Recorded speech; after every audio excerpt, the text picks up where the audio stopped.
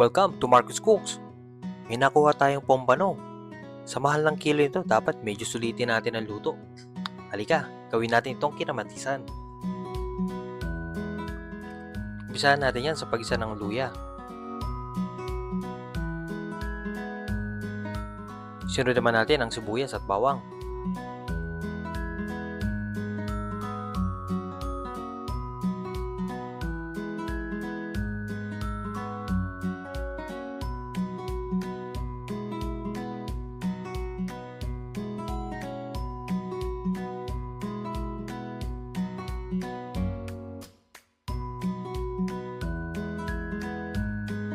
Ngayon naman ilagay na natin ang kamatis. Gigisa lang natin ito hanggang sa medyo madurog na siya.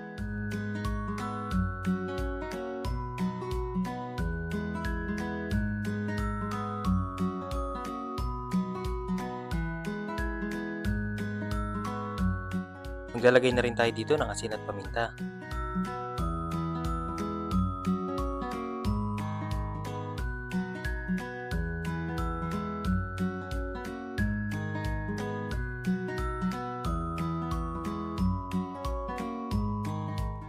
Kapag naglawak-lawak na yung ating mga rekado, maglagay na tayo ng tubig. 2 cups ang ginamit ko dito.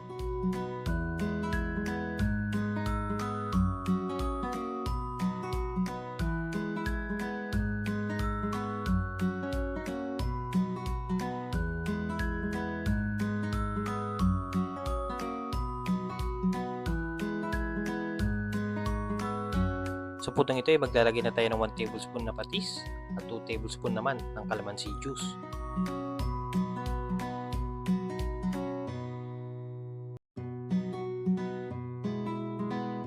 Ngayon ay pakukulan lang natin itong sabaw.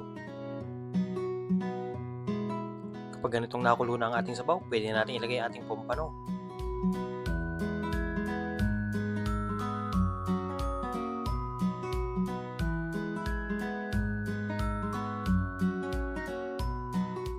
Para sumarap igupin ang ating sabaw, maglalagay din tayo dito ng dahon ng tanglad. Sabay na rin natin ng siling kinumpas.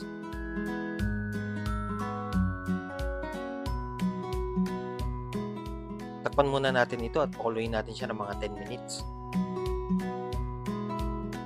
Hindi ko na naisama sa video pero nilagay ko na din yung iba pang kamatis at pinaliktad ko yung isda after ng 5 minutes ng kulo.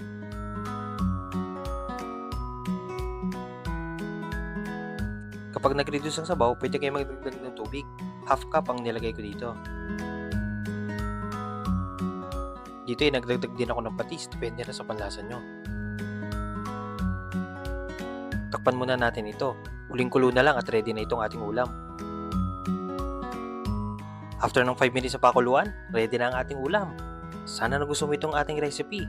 Subscribe ka na sa ating channel para updated ka pa sa mga susunod pa nating lulutuin.